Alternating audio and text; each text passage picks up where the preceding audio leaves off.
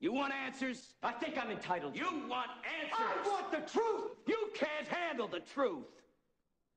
Your question started to turn towards the eschatology of 2012, meaning end times predictions and such like that. We are told that there will be a dragon that returns in the end times, according to Revelation.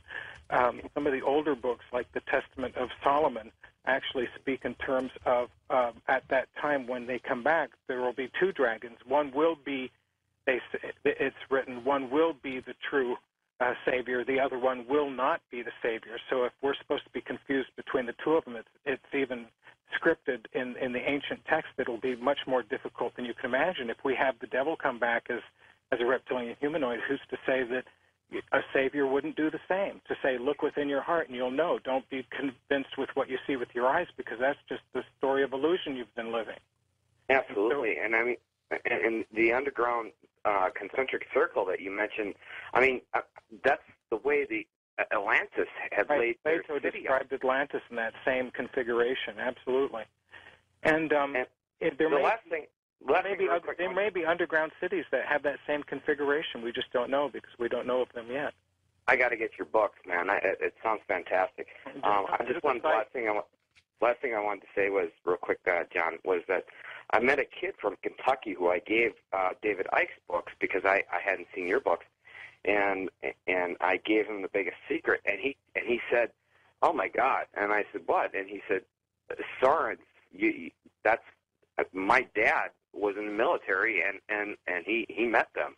Mm-hmm. And I'm like, I mean, this is a 21-year-old kid. I'm 44, and I'm like, you got to be kidding me. He said, no. He said, my dad literally met one of them, and they called him Sorens. Mm-hmm. Well, and I'm like, well, yeah, I know from David Icke's books that they call him. Right, David Icke, when he wrote his book, just before it went to print, we were in communication with each other through other colleagues, and the information was being provided to him. I think if you read The Biggest Secret, he cites me like 18 times in his chapter about the reptiles.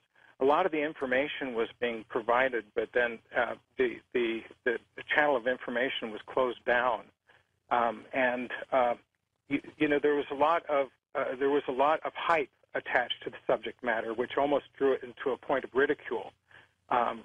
And even to this day, people get whipped up into a frenzy looking on the internet saying that digital artifacting in the eyes make it look like vertical slit pupils, and they go overboard saying, "Oh well, we're surrounded by reptiles and all this," and that's part of the manipulation of human fear in order to provide an answer of peace and worship, when really it's not that bad. 70% of all the contacts are either neutral or benevolent.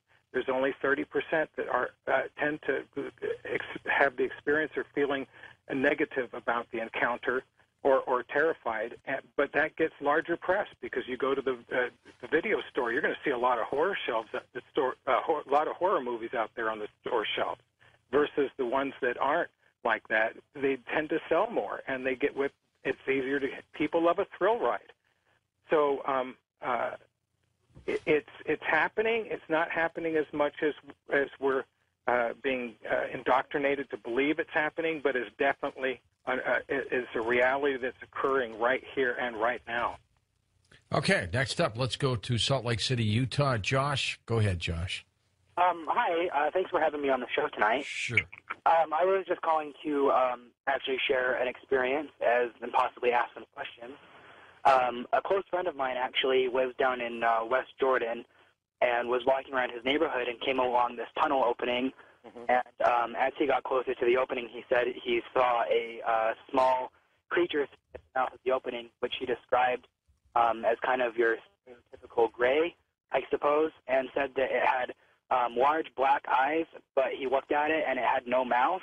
Mm-hmm. And he said as soon as the creature looked up and saw him, it screeched and ran back into the cavern.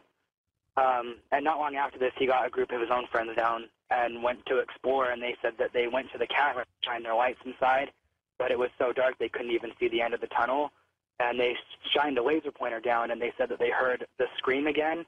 And the way that he described it to me, it was that it was incredibly high frequency and low frequency at the same time, and said he's never heard anything like it. And I had gone down to the caves myself and hadn't found anything, but Utah's also kind of notorious for having underground caverns beneath the whole city for the Mormon temple, and I was just curious if you might have any input on that, or if you've heard anything from Utah. I've heard of the reports from Utah, up and down from Utah, Idaho, and Montana, straight down to Arizona, and that area in there is rich with different types of modern legends, and I call them legends only because some of these stories are epics about the encounters people have had with strange different types of beings in caverns and caves, especially in the mountain areas. Utah, one of the reasons I think Utah stands out in my research is only because I know that the Mormons had sent down an archaeologist, Taylor Hansen, I think, down to Mesoamerica and researched the life and times of Quetzalcoatl, the feathered serpent, godlike being, I guess, man, priest, probably a druid priest that they had encountered many years ago, and even to this day they believe that he may have been an incarnation of Christ. But this directly associates the reptilian image with that of the Mormons and the Utah area. All right, John, we're almost out of time, my friend. How about your website? Give it out. Hey, it's www, of course, reptoids.com, reptoids.com.